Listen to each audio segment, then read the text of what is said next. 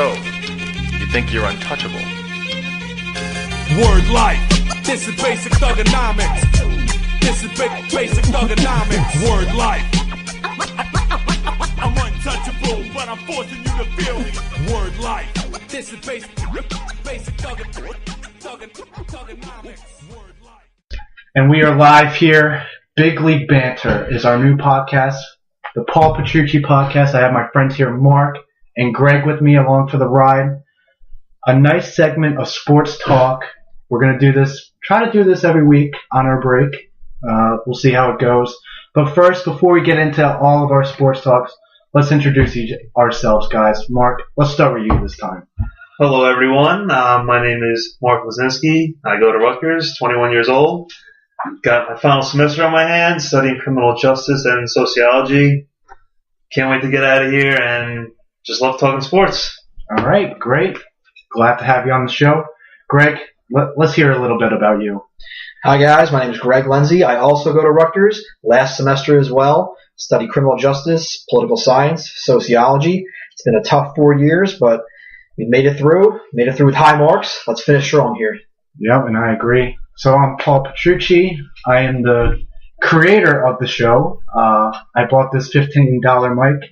I originally have a show on KUR called Under the Lights. So my time away from Kutztown, I replace it with this. So without further ado, guys, let's talk some sports. Sounds great. Enough of this BS. I'm all in. All right. So first, what we're going to be talking about is the New York Football Giants. This one hurts my heart right away. You know, I'm not a big Giants fan at all. It's a great time to jump on the bandwagon. But I know actually you two kind of support the Giants a little bit. I know Mark's a big Eli guy. Greg likes him too. I hate him, but I'll leave my biases out of this. So we're coming up to the playoffs here. The Giants have a big matchup this week, week 2, after they just blew a big game in Philadelphia. I mean, pretty bad loss. Yeah, well, the loss it gets kind of numb now because they got in by the loss from Tampa Bay and also the Lions. Not that mattered, but it kind of gets swept under the rug now since they lost, but they're in the playoffs, so it doesn't really matter. They just got to focus on 2 weeks from now. This game doesn't even mean anything to them, so I think this means a lot for the Giants coming into the postseason here. You've already lost to the Redskins once. You know, you don't like to lose to a division rival twice. The Giants are a hot and cold team. The Giants feed off of wins, and they suffer coming off of losses. I'm never a big proponent of resting starters. I don't think you rest starters here. I think you have a chance to keep your division rival out of it. They're gonna have a tough game on the road, whether it's Seattle or Green Bay. The Giants can't afford to drop another and just say, all right, we backed in and we lost a couple down the stretch. Mm-hmm. You know, let's turn it back on and on the playoffs. I don't think this is the kind of team that does that. I don't think they respond to that. They got to come in here and get a big win in Washington, in my opinion. That's true. They really need the offense to step up. They've been slacking basically the whole year. The defense has carried them into the entire playoffs coming up. And you know, interesting points that I've been hearing from Giants fans, comparing Eli in big games versus the Eli that we saw in 2011 that came up very big in those games. But that was 5 years ago. Last time we seen him in the playoffs was 5 years ago when they won the Super Bowl. So I think Eli has been a very different quarterback this season. He's very slow in the pocket now. I mean, that's another part of the problem. He doesn't have that 2007, 2011 offensive line. And the offensive line is a glaring deficiency on the team. And with him not being as mobile in the pocket, I think when you see a team like Seattle on the road who can get after you with Averill, Bennett, Frank Clark, I mean, they have some guys. That would be an interesting matchup that I would like to see. But this team, do you think this team can do it again? I don't know. Defense always travels. Their defense is top 5. They have pass rush, and they might get Jason Pierre-Paul back. We don't even know about that. Their defense is top-notch. They still have playmakers. I think a big strategic move for them right now is they have to their offensive line is getting healthy. They got to try to commit to the run here. It is time to go to Paul Perkins. He has flashed the last few weeks. Mm-hmm. He's been their best running back. Last week they were down early, but Paul Perkins was ripping off nice runs. Paul Perkins had 70 yards on only like 11 or 12 carries. Yeah. Paul Perkins was really solid, and Jennings was the nice change of pace and pass catching back. It's time for them to stop being so hesitant because they're going to have to run the ball if they can't just rely on the pass. It's time to go to Paul Perkins. The problem is if Perkins is in there, he's going to run the ball because he's not going to pass block like Jennings can. He's not going to catch the ball out of the backfield like Jennings can. Well, this is the time of the year. You can't be afraid. You got to be able to try to push it. You can't just limit yourself. You got to have guys step up. If you can't be one dimensional. If guys can't step up and try to catch the ball. If you guys can't be willing to break out, you can't win the Super Bowl if you can't have guys to step up. It's time to step up. It's true, and it would be a lot of weight on Perkins' shoulders if he got the bulk of the carries since he's a rookie and he only got factored into the second half of the year. I don't know if the Giants are ready for that, but if I was them, I'd be willing to go with the hot hand, and he's the hot hand. Get on the rock. You could also blame the Giants for that. All season, since midpoint, they've been calling for more Paul Perkins to season him up, and they didn't do it. So now if he's not ready, they have nobody to blame but themselves. I think Ben McAdoo was a big passing guy, and the passing didn't work, and they haven't adjusted. And if they failed offensively, I think a lot of that goes on Ben McAdoo's shoulders. Even with that, I'm kind of sizing up their matchups right now for the playoffs with the Seahawks on the horizon, the Lions, or the Packers. And each of those games are going to be a very tough game. I mean, if I had to choose the one team that I give them a good, confident feeling, you want to face a few of the Giants. It's probably the Lions. I mean, I would agree. You go to Green Bay, you never know what kind of weather you're going to get there. That throws everything out the window. And Seattle, with the 12th man being as faithful as they are in their team. I mean, Seattle has not had that world-beating kind of offense in years, but I could see that game being a very big defensive struggle between the two teams. I will say again, the Giants, I think, is a psyche kind of team. They know they can play with the Lions. I think they know they can play with the Packers. They beat them in Lambeau before. Even when they've lost them, they've been close in shootouts. They have never played Seattle well as far as I can remember. They've gone up to Seattle and gotten killed up there. I don't think they want any part of Seattle, which is why I think you want to win this game. You want to maintain the 5 as well. And one thing that Seattle has is an answer for Odell Beckham Jr., which is Richard Sherman. I mean, the Packers secondary has been a problem for them. We know what they can do in the run defensive game. They're one of the best in the leagues. Detroit, Slay, he's a hot and cold player. So I would definitely take that matchup with Detroit over either of the two. Yeah, but if I'm a Giants fan, I'm pretty confident no matter where I go because Eli has shown in 2 different years he's able to win 2-3 road games in a playoff, and that goes a long way. You can go into Atlanta, Green Bay, Seattle. They're all tough places to play, but I would be pretty confident. They've shown that they can win on the road. And that's how you win the playoffs, especially if you're a wild card. Yeah, winning on the road is very important going into the season for them. So I think we've reached the big question. Should the Giants rest or play starters this weekend? You got to play to win the game. I think you play starters. I've never been a fan of resting. I wouldn't be surprised if you want to try and get healthy, but at this point in the year, everybody's nicked up. Is there ever a right time to rest your players? I mean, you have to have... No. There's no philosophy. I mean... When I think of the last game, something that sticks in my mind is the game with Wes Welker.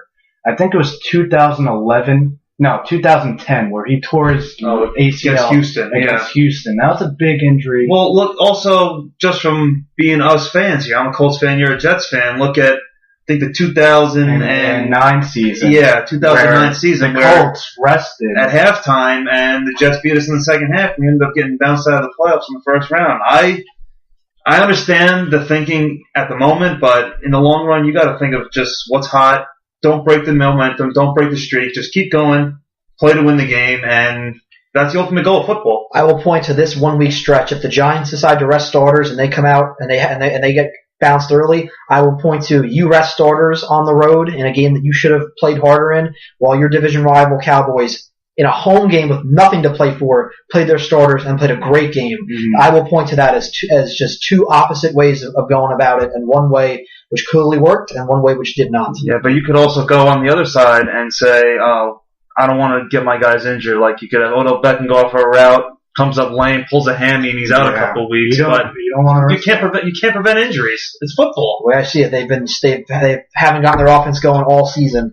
This is another opportunity to fix things before you go in, and you're not going to take that opportunity. I think I would not rest. I agree. And with Eli throwing 60-plus passes against Philly, this is the perfect time to try and get on the right track. Got to get yourself figured out here.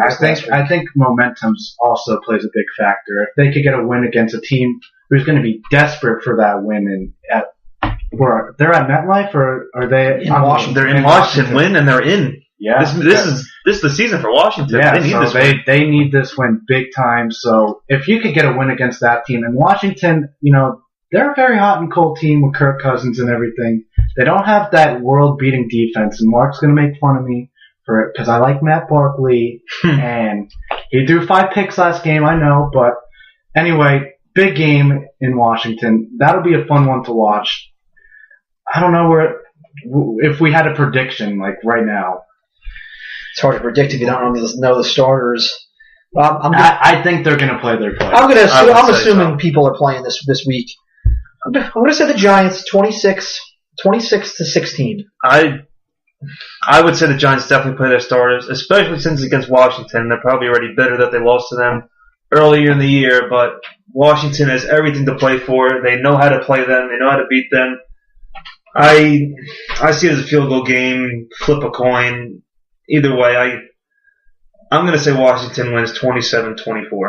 All right, so here's a scenario. Say the Giants are getting waxed in the first half. Then do you bench Eli and all these guys?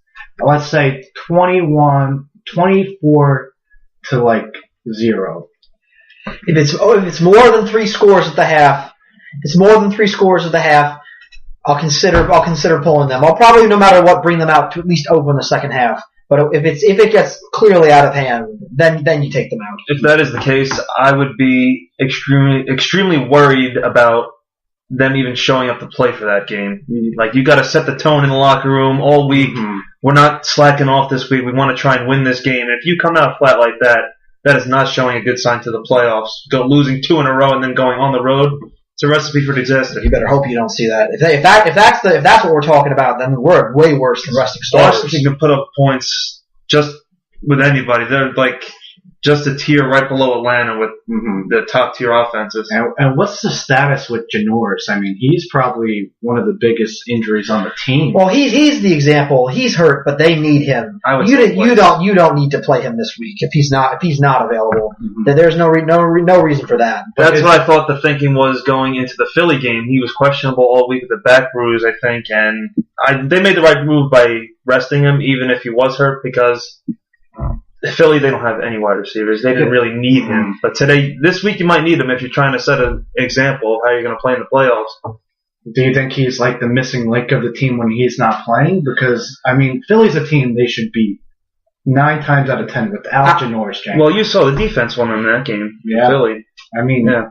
Well, I didn't think it wasn't like they couldn't stop them. They had a couple of bad penalties. I thought their defense played fine without him. They have 2 or 3 good corners. Mm-hmm. They can handle it.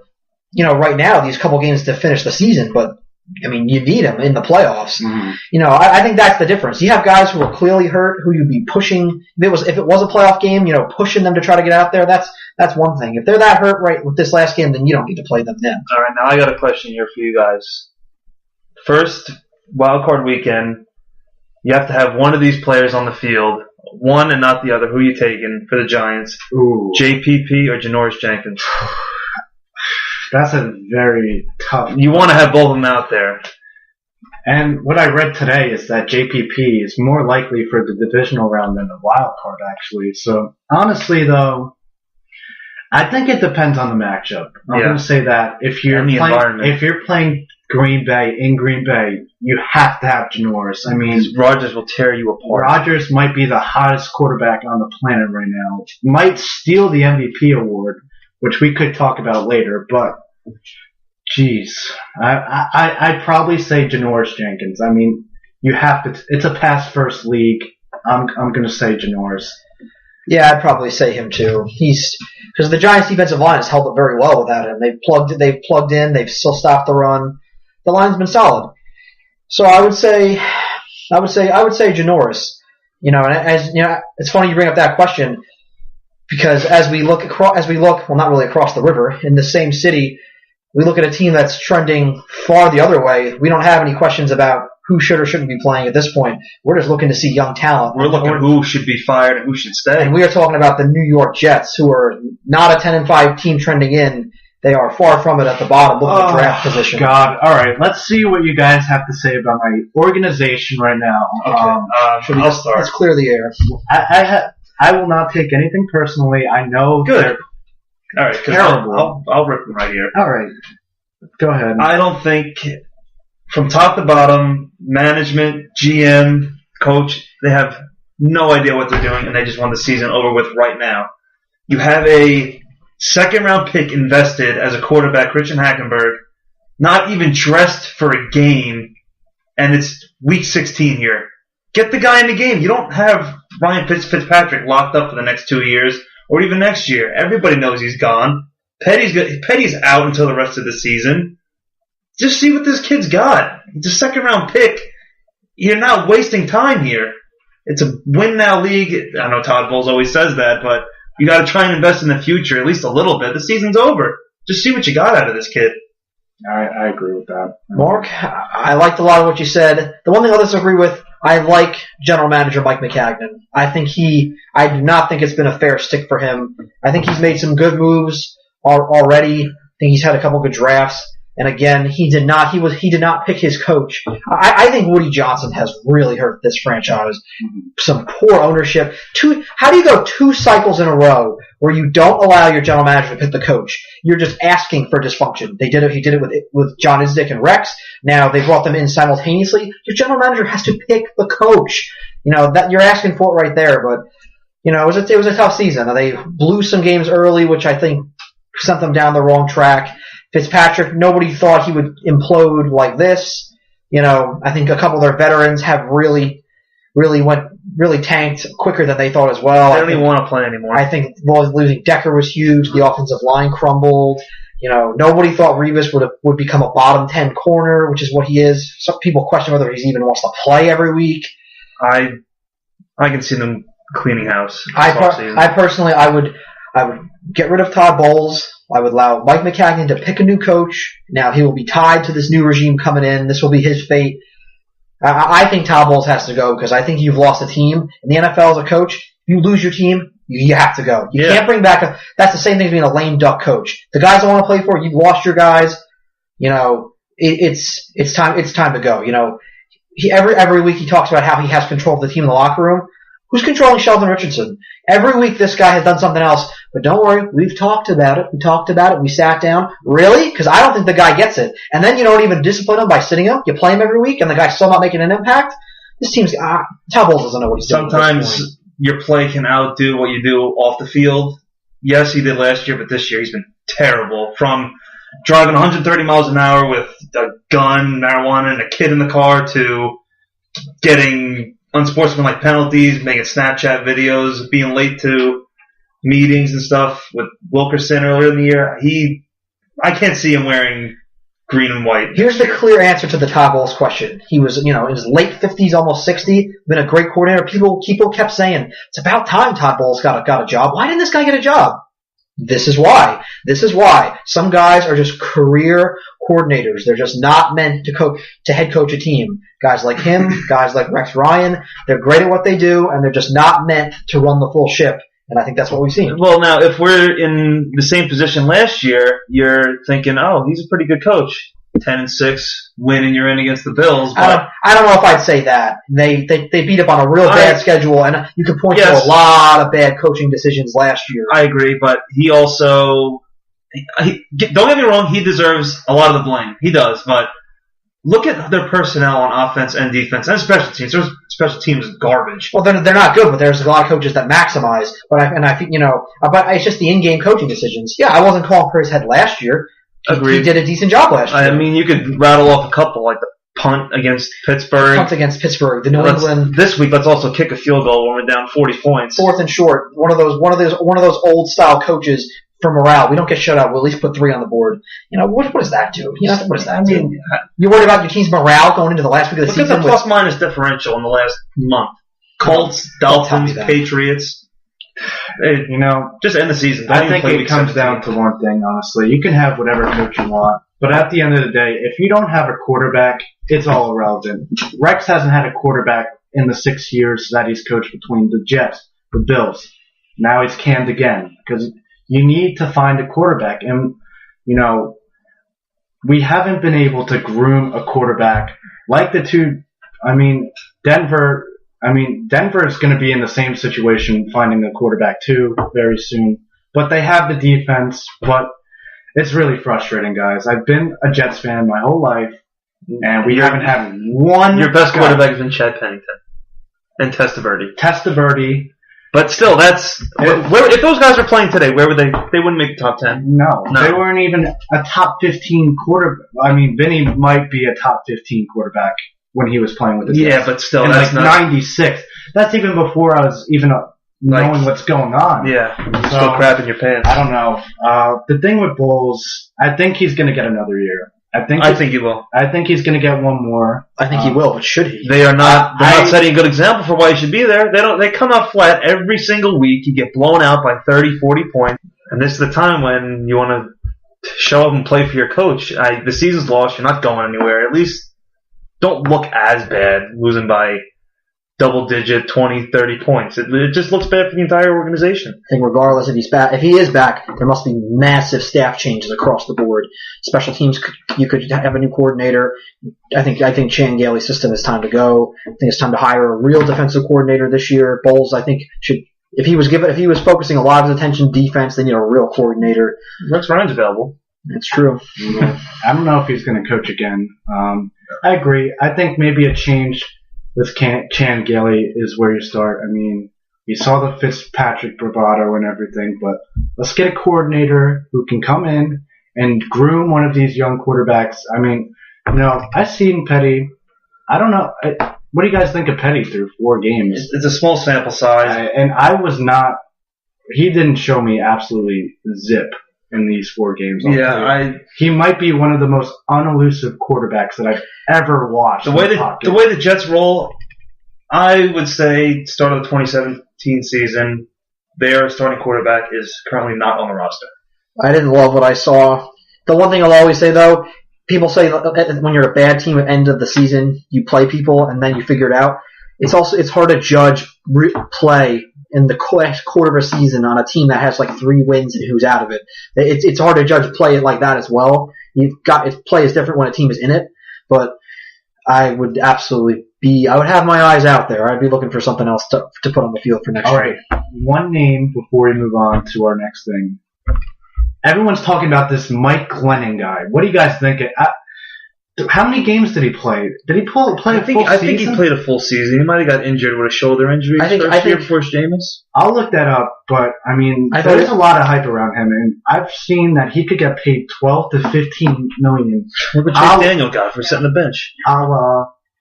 Freaking Brock Osweiler.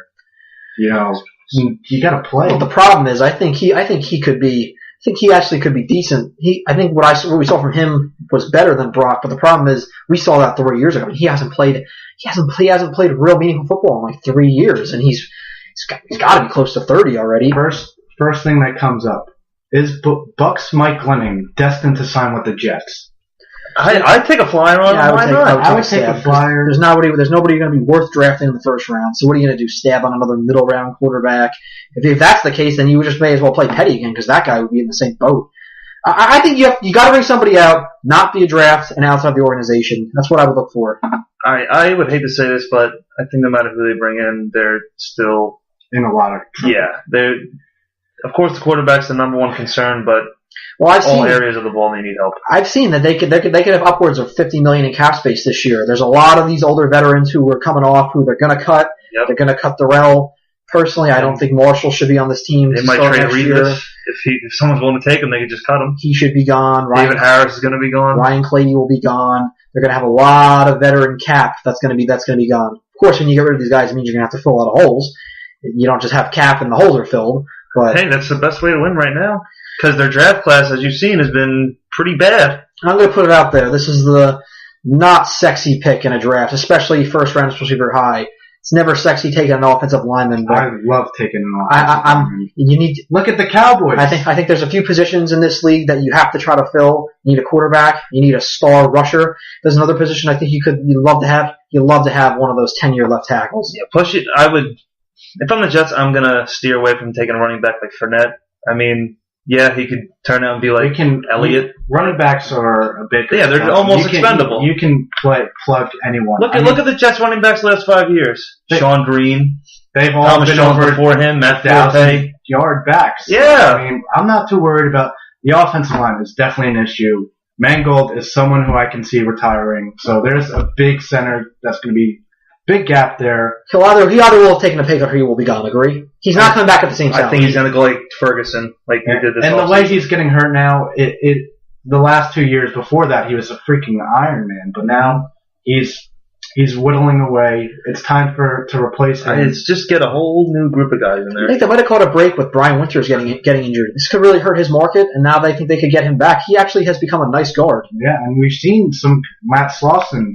He was a pretty good guard for the Jets. Got away. Austin Howard, some other guys. So you can fix this line quickly. You can draft a left tackle first round. You still have James Carpenter. You bring back Brian Winters.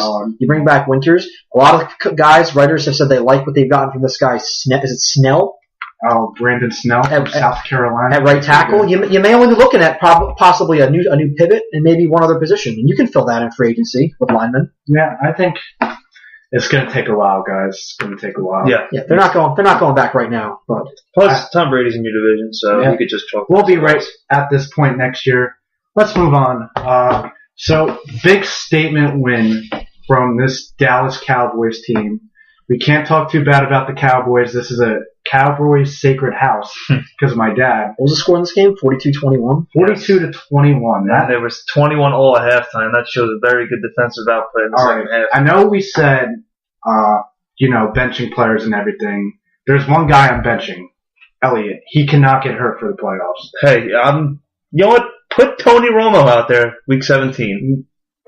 I don't know. I know you don't want to break the chemistry, but if he looks amazing, that's going to get everyone talking. Prescott had a really good game. Who do they have in Philadelphia next week?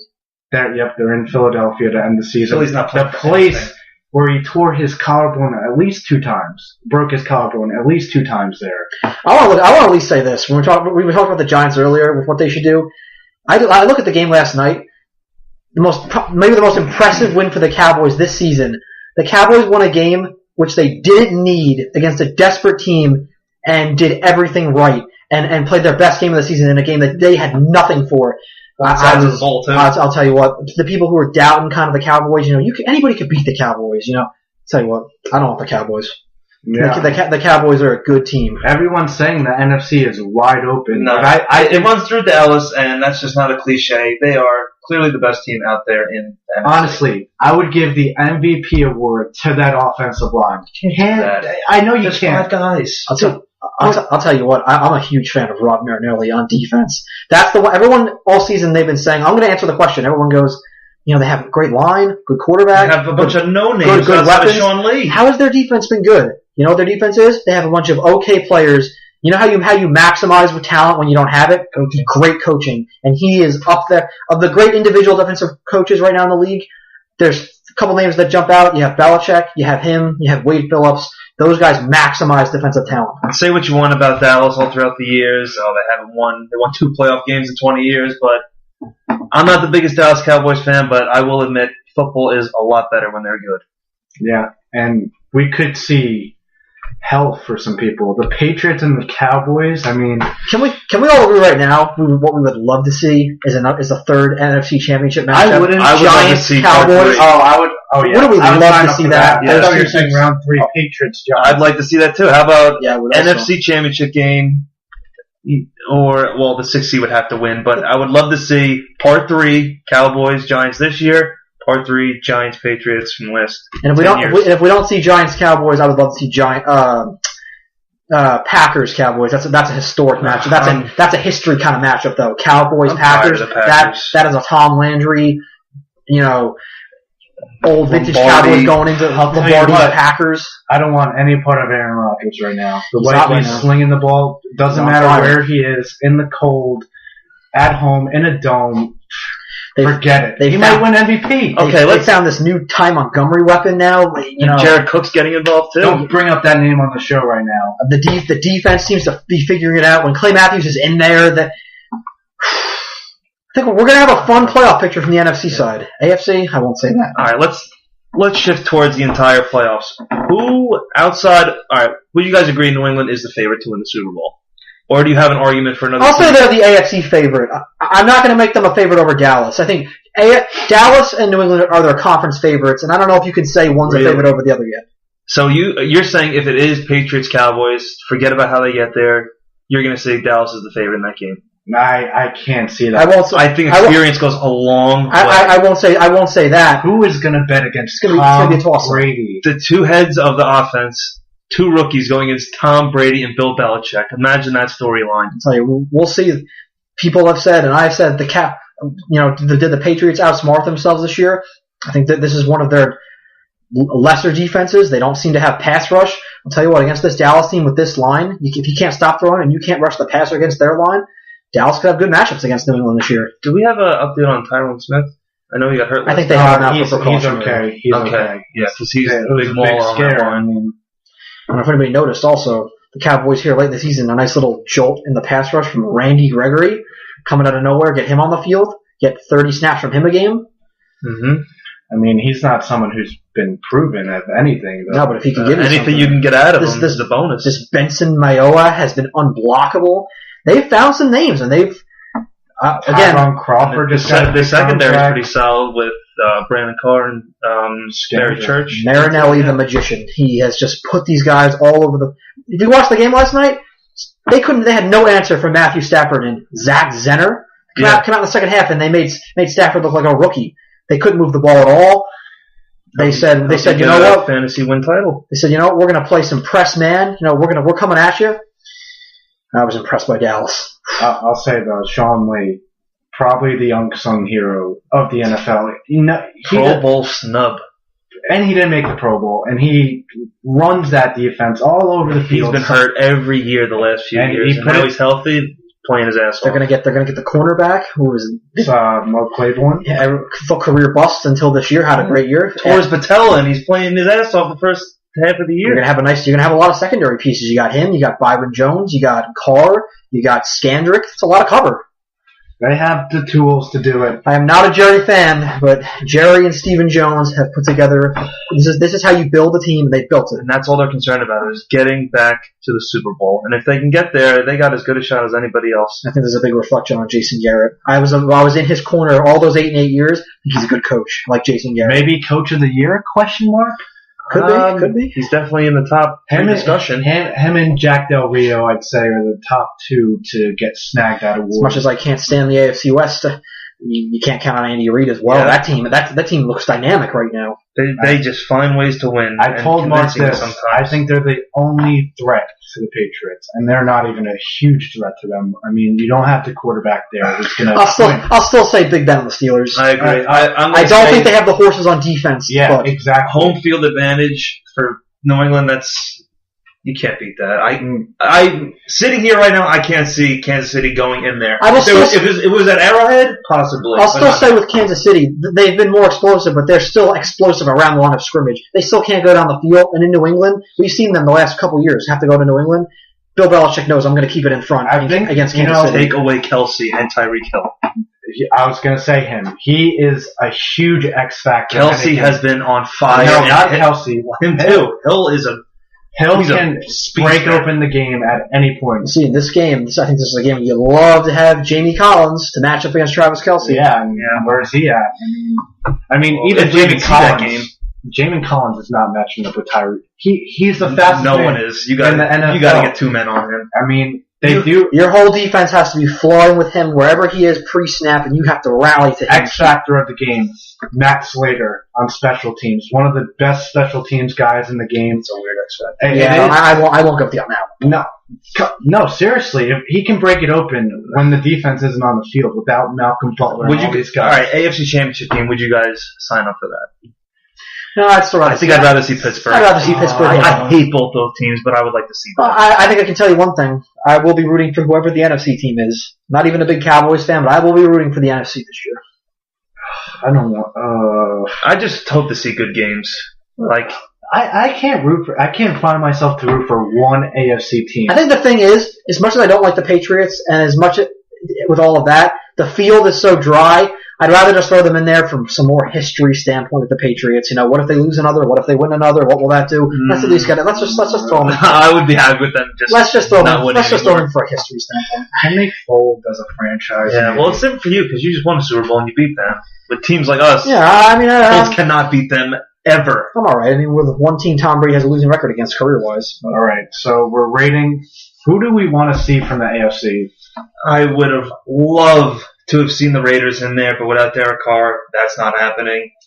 Would have loved to watch Tennessee if they had won the South. Yeah. Young team with a lot of talent. Mariota hurt too. Even if they got there, it would have been a tough road ahead of them. Yeah, I would say those are the two teams I would like to see, but They're the young teams that are exciting. I'll just throw the Pats in there just from a history standpoint. Just throw them in. No way. and the Raiders, they played pretty well on the road this season, so maybe they could have gave the Patriots a game. That would have been a very high-scoring game, I'd say. I really still didn't love their defense. Yeah, their defense would probably shoot them in the foot. No one's beating New Come Yeah. on, guys. Yeah, I just think it's not even worth us. It's an invitation for the NFC to play them in the Super Bowl. What if Tom Brady goes down again? You wish no injury on anybody, but Yeah, that'd be if pretty you say great. that, I mean, the door's wide open right there. Yeah, but hey, you saw what Belichick did with Matt Castle. I mean, they complement each other, but So, we saw Garoppolo. They have Garoppolo back and healthy. yeah. I'm not even thinking about that. And if they do, they're still my favorite. All right, so we're all in agreement. Wait, Patriots. so without Brady, do they still make it? Yeah, I'd say yeah. The Super Bowl? Yeah, Not going against them. that's crazy. They were 4-0 with Garoppolo and Brissett. Not going against them. Why should I go against them? That's stupid. They have two quarterbacks better than. All right, let's move on. Anyway, All right, let's talk about the clunkers, maybe. Possible draft order coming up for this April. Tell you what, Cleveland got to feel great about getting that win, but I bet that we're off about 10 minutes after when somebody told them that the 49ers had won. Yeah. So is it a lock that they take a quarterback in this draft? Absolutely not. I don't think you take a quarterback just because you say, I need a quarterback. This is a draft. You have the top pick. You're either trading back or you're taking best player available. Also, are going to have Philadelphia's pick as well. So Exactly. Phillies might be in the top 10. Philly might end up in the top 10. I'm a huge fan of them taking Miles Garrett. Miles Garrett. Miles Garrett from A&M, because in this league, you can win with a top rusher if you build a defense, and then I'm looking for them to take a lineman or an explosive player like I think Jabril they have Peppers. to be kicking themselves, though, after not taking Wentz. I think that's going to be a huge factor. Like, I know players and everything. You're going to see Kaiser come into the league. You're going to see Deshaun Watson, who's had a great career as well. I don't think any of those guys are going to be top. I don't think. But we saw what Prescott did. I can compare this draft to the 2013 NFL draft, where you didn't have any solid quarterbacks. E.J. Manuel was the only quarterback in the And first all round. those teams, I think, would have loved to say, God, I wish we had just said, we wish we didn't pounce on what we needed and we took something, because look where that year got But us. it's hard. It's like, You need look one. at any team that gets I know we all go back to the Brady draft when they got him out of the 6th round, but I wouldn't be opposed to taking quarterback. Not your first round pick, but I think you got to take Yeah, somebody. don't forget, they're going to be maybe the top pick, which means they basically have a third first round pick. They're going to be the 33rd Maybe team to with pick. the Eagles pick, that's where they would take their quarterback. I would still, At some point, you got to take. those top 10 two picks, I'm stockpiling talent. So True. over the last few years, they've had Cam Irving. Where's he right now? He's still Danny Shelton, Justin Gilbert, who's not on the team. This team can't draft, and they actually, you're wearing a Mets shirt right now. Barcavis Mingo on the Pats, not even on the team. Yeah, Jabal Sheard. I don't think he was a first round. The Pats love the Browns players a little bit, but they have the guy from the Mets, Moneyball guy. Oh, yes. Their GM What's now. his name? I don't know. Is it Sashi something? No, Sashi Brown? Sashi Brown, I Yeah. think. And So maybe a little change of culture can help. he's a big analytics kind of guy, so that'll change a lot. Listen, personally, I look at the Browns, they don't have a quarterback. For me and for them, I'm not taking one of those top two picks, so I'm just putting red tape over the quarterback position. They have a couple running backs. They have a couple receivers. Their offensive line was banged up, but they'll have a Joe Thomas next year. They'll have a Joel Petonio. They'll have the third guy, Greco. They have a couple good linemen. The problems for them is on defense. They have no defensive line. I don't know if there's such a thing as a not horrible 1-win team, but they had a couple games this year where they could have won. That Miami game in September where Cody Parkey missed a field goal to win it. Yeah, The Jet game was pretty close. They're up 20 points in the second game of the year against Baltimore. I'm surprised it took them this long to get their first win, but they still have a long way to go. I mean, they have some interesting quarterbacks. RG3, he was playing pretty well before he got a concussion last week. And against the Bills, he lit them up a little bit. First question: should Hugh be back? Can you bring back a coach off a 1-win season? Yes. Look at Gus Bradley. You have to keep some continuity in this league. You're going to see a lot of changes over. How many coaches have they had since 19? You know what? As many quarterbacks as coaches. You know what the glaring difference for me is? You compare him and Todd Bowles, two teams at the bottom, but they're a 1-win team that went through a slosh of a season. I hear lots of players coming out saying, "We like Hugh. We want him back. I want to play for him." They're a 1-win team with players saying they want him. The Jets, no one's coming out saying that for Todd. You got a 1-win team and the players saying they want him. Terrell Pryor says, "I want to stay in Cleveland, and I'm leaving if Hugh's leaving." The players That's what you want to him. hear if you're a coach. You know how hard it is to get the players to say that off a 1-win season? You've got a guy who the players are rallying to. And Pryor is going to be an interesting name. I'm a fan of him. Do they let him touch free agency? He cannot. He's the one offensive young building block they have. No. I would say you got to keep him. He's really transitioned himself well. You'll have him franchise tag. Yep.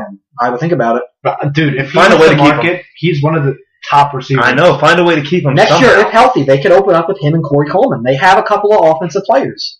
And Barnage, I mean, he's 2 years ago, he's almost a Pro Bowler. Still think he's solid. You can do. There's a lot of teams that don't have any tight end. Crowell and Duke Johnson are nice change of pace kind of guys. I'm looking at Myles Garrett, a pass rusher, and I'm looking at Peppers, or a great back end player. Collins is probably going to walk. We can probably say that he's not. Oh well, I find a way. One of them has to get signed, and the other I'm using the tag on. Jamie Collins is a player. You got to keep him in the middle. I mean, you can't let him walk off to the. All right, let's stop talking about the Browns. All right, so we have 3 teams in the room, and all of us are going to be watching all of our teams are going to be watching from the couch. Mm-hmm. Let's turn to Mark. We haven't talked about the Colts. We'll talk about Denver. Where does this team start? If you're Jim, it started last January when we should have fired both Pagano and Grigson and start over. You are wasting Luck's prime years right now.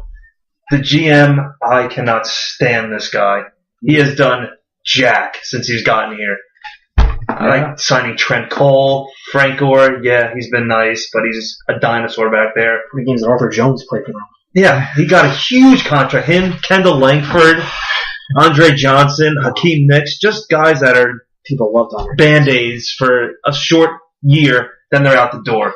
Hey, let's Jarrell Freeman go. One of the few good players they had. Why did he let him go? And 2 years, $4 million from the Bears? We can't match that? We have a lot of problems. Like you see 7-8, 8-8, however we're gonna finish, but I was shocked one of them were back. I couldn't believe both of them were back. No, believe me, I was calling for their heads in that last game. All right, so in the draft, you guys have 6 wins or 7 wins? We have 7, possibly 8 against the Jaguars. By way of the passes since we already lost them. You're going to be mid-tier, below 20, we would think. Your question is, what's our biggest need? Where are you going with this pick? You got to go defense. You got to get some kind of cornerstone player. Whether it's, I really would love a defensive lineman. They don't have any pass rush. The only good players that they have are this year have been like Darius Butler, Eric Walden. They're both free agents. I don't know if they're going to stay, but could use some linebackers. Definitely use another corner. We have plug-and-play guys every week, but there's a couple of areas of need where they have to go. And obviously the offensive line. I mean, they've been playing well recently, but there's still they need at least 2 more guys. And the guys that they have there have been okay, like Costanzo, Muhort, but they're not. The position that you're set at is receiver. And taking Dorsett was... Yeah. Are you sure about that? Landon Collins is right there. Dorsett has been a flop. I love Moncrief, but he's been hurt. I think that's the one position you don't have to... Because Luck can play with any receiver. I mean, I agree. Did they make the right tight end call? They seem to just always wanted Dwayne... They wanted Dwayne Allen to be the guy. You let Fleener walk. Not that he was great with the Saints, but you didn't get much out of Dwayne Allen. Your best tight end was Jack Doyle. Yeah. And he's another free agent. Someone's going to be calling for his number. He's a very solid player, good pro, but Dwayne Allen hasn't lived up to the money that he's getting paid. He's going to get paid more the next couple of years, but special teams, that's our highlight. Them and Luck. Vinatieri, McAfee, And Luck. Vinatieri's getting up there, so We got him for next year. got him for next year. Whew. But This is a team with a ton of holes. yeah, and I would go on the record saying we're still the best team in the AFC South. I think so too. I think you have the best quarterback. I think you have the best quarterback, but I think you have the worst roster, and I think the Texans and Titans have rosters that are better, and they're starting to mold into solid units. Weird. The Jaguars have a roster with lots of players, but they don't have anything put together yet. Tennessee, over this season, things start to come together, and Houston is a team with a roster that's together. Yeah. Yeah. I mean, There's no more time to sit around and say, "Don't worry, we've got a great quarterback in the division stinks, so we can just bide our time." Houston finds it. Brock Osweiler beat us twice, and he's not even playing. That's rough. I think once that team finds a quarterback, they're going to be a pretty good team. I mean, Clowney, Bill O'Brien back there. he's come to life this year. Watt coming next year.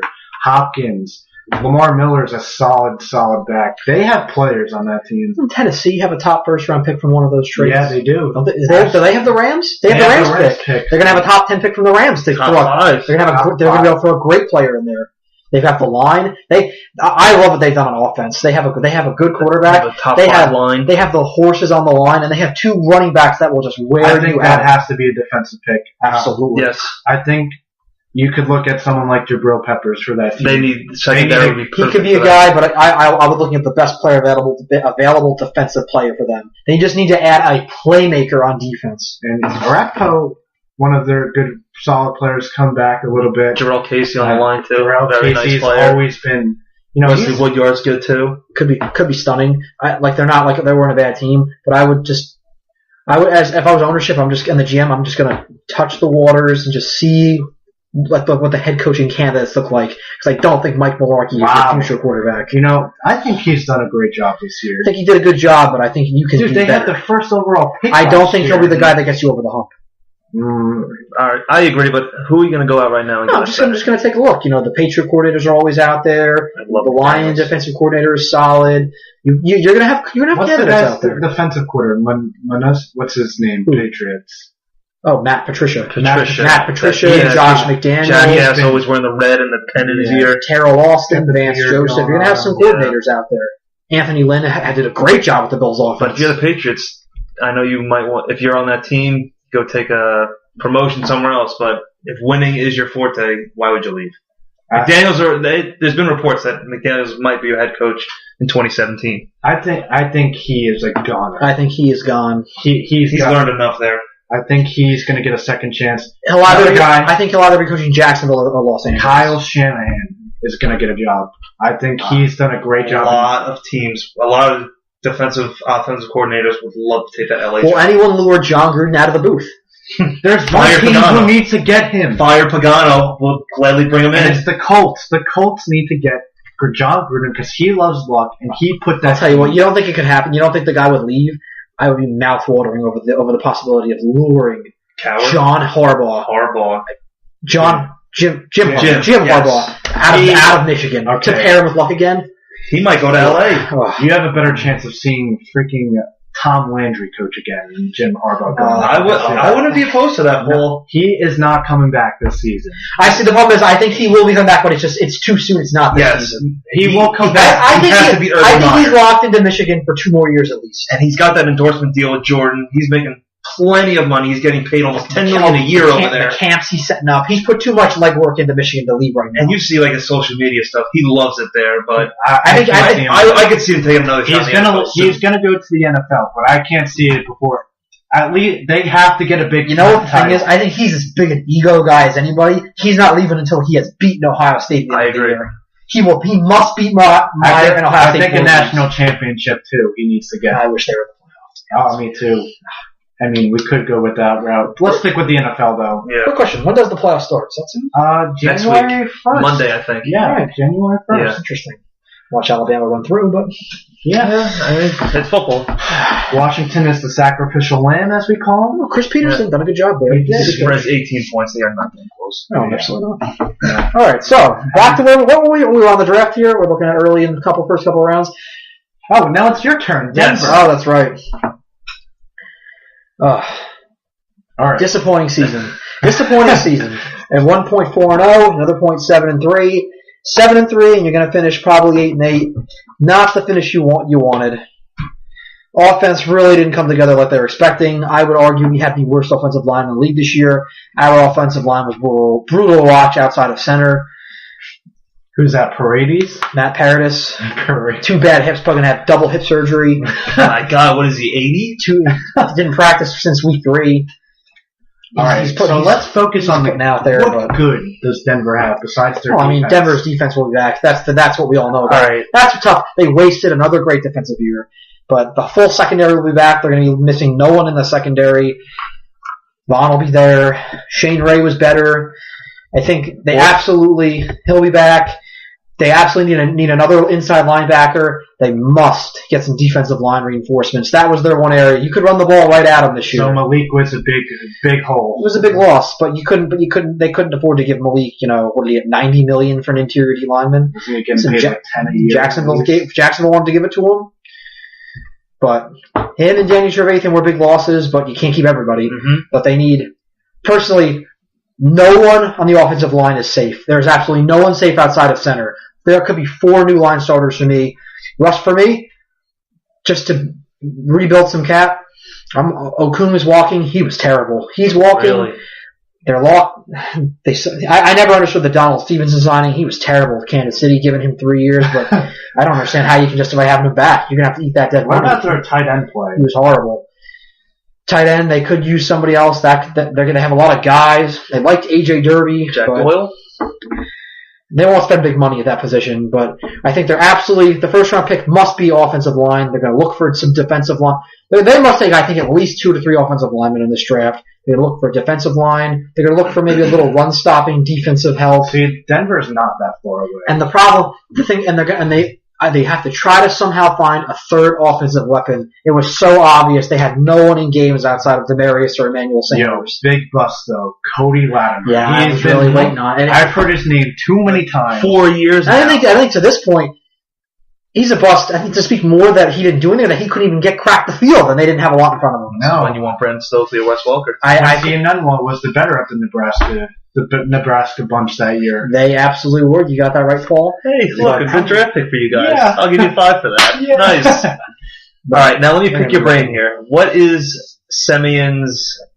Does he have a contract on it next year? He's back. All right. He's back. It's back another year.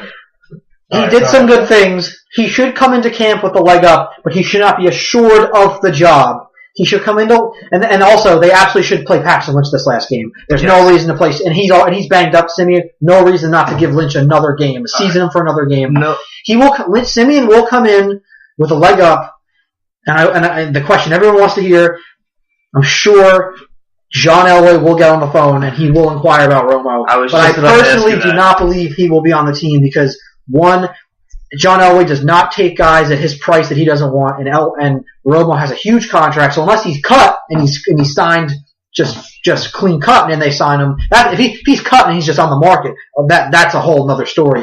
Romo has a huge multi-year contract, and you have to give up draft picks to trade for him.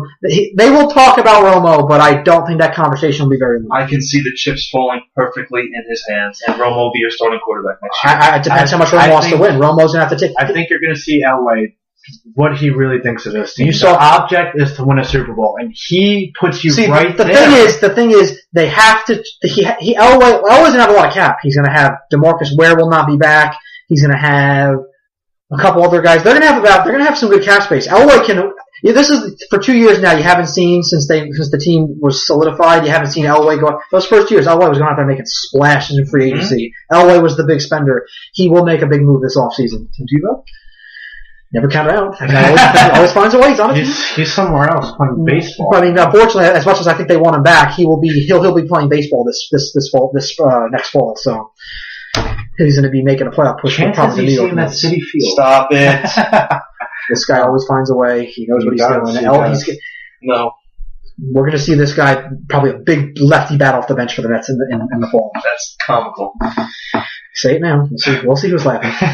I'll be laughing because I was right. All right, so we're at 54 minutes right now. You guys have anything else you guys want to talk about? I'm sure we can come up with something on the spot. How about we talk about some fantasy? Oh, we have two champs at the table. Yes. I will just put it out there, a 2-league champion this year.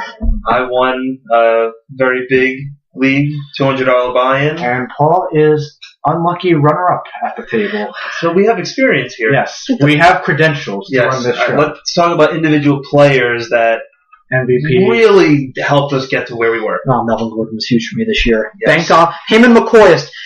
How odd is it? I took 2 running backs with a lot to prove with question marks of upside. Both with injury concerns. And the running backs are what hit. And I took 2 receivers who everyone thought, oh, these guys should be locks. And my receivers did nothing, and my running backs carried me. Marshall and Hopkins, right? I don't want to hear about those guys. All right, the guys who carried me to second place finish. All right, both of us. Drew Brees. He was our savior.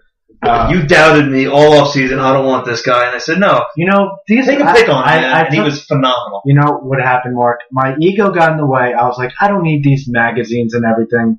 Then I looked at the magazine on the beach after our draft, and I had a great draft. I had probably the best team I've ever had. And I've had some pretty good teams with Charles, Gronk, Demarius, and Jordy that year, which is BS that I didn't win. But I'd say Shady was another big guy. He was basically a quarterback playing running back. Jay Ajayi, very good pick. He's probably there's always that one guy you pick up on waivers that if I played him, I would have been a champ crazy too. good. Like a couple years ago, it was Justin Forsett. That was a running back. Ajayi is penciled himself in as probably a top 10 back next year for fantasy. Can you remember? Anybody remember? This might have been 5-6 years ago. I remember that year Jerome Harrison on the Browns for like the last 2 games of the season ripped up like 500 yards in 2 games. He was unbelievable. Very vaguely. Yes, that's right. He had like 275 yards in a game. This guy Harrison on the Browns. Yes. I think he rushed for 200 yards 2 games in a row. I do recall. Can we get our stats guy on that? Go look that up. Jerome Harrison? Yeah, Jerome Harrison. Another big piece. You know, I made a trade mid-season, and it was Julio Jones I got for AB straight up. Do you guys remember when I made that trade? I put it in the chat, and you guys said, take it, no matter what. And how do you think it worked out for you? AB had a great last game on Sunday. I think if I kept AB, my week. If I kept them, I think I would have won. But disappointing. I don't know when I'm going to get over the hump. I mean, I lost to you in Allen's league. That was bullshit. I had Bell, Breeze. Here you go. Here's the stat on Jerome Harrison. December 20th, 2009 in Kansas City, Harrison broke Jim Brown's single-season record for a running back with 286 yards and 3 touchdowns, right behind Adrian Peterson. Yeah, so some pretty impressive stuff from Jerome Harrison. That was big time. But what is more big time is, as we come to a close here on our first episode of Big League Banter, it's time for our closing segment, what we call the final banter. And Paul, what would you like to banter about here? You know what? You know what's been grinding my gears this week? Big return of Ronda Rousey this week. But you know what? They're not making her do any media. This is a big issue because remember last June, actually, but when Conor McGregor was actually off the biggest UFC in history, UFC 200, the 200th anniversary of pay-per-views, he was off because of media obligations. He didn't want to travel across the world and all this other, nonsense and everything. So moved that fight back. Now, Ronda Rousey enter to the UFC. She's not doing any media this week. What kind of precedence does that set? Because there's plenty of athletes who we see, players like even in NFL, NBA, who don't want to do media. But you have to. And with this president, is it going to go over bad? You're going to see Conor be pissed at this. I guarantee the great press conferences that he has that are so entertaining to watch. I don't think we're going to see as many of them. The moneymakers. He is a bigger star than Ronda, and this is not going to go over well. And you're going to see a lot of people try to get out of the media now. Grayson Allen, for the third time, has tripped a player on Duke twice last year, once this year. They thought they had settled this over in the offseason. Clearly not. He just doesn't get it. This isn't a Christian Laettner situation, a J.J. Redick with those classic dislike Duke players. This is a guy who doesn't know how to control his emotions. He's a sore loser. He's tripping players. And I don't know what was scarier, the trip or his blow up on the bench. I don't know what was worse. But it's time that Duke stops skating because they have the great Mike Krzyzewski, because they're Duke, because they're winners. This kid needs to sit on the bench until he understands it. Not a certain number of games, not until he's been reprimanded, not until he's, talked to certain people. He sits on the bench until it's clear. It's an involuntary action, that's unacceptable. Tripping because you're a gritty, that's unacceptable. You play the game and you play it the right way. Grayson Allen doesn't get it. Duke can survive without him, and they should be forced to, because it's disrespectful, it's unfair, it's not right, and it's time for Mike Krzyzewski to get some of this blowback. It's time for him to have to suffer, time for him to have to answer questions, which he hasn't done. Grayson Allen needs to answer questions. He has his draft stock. NBA teams are looking at him.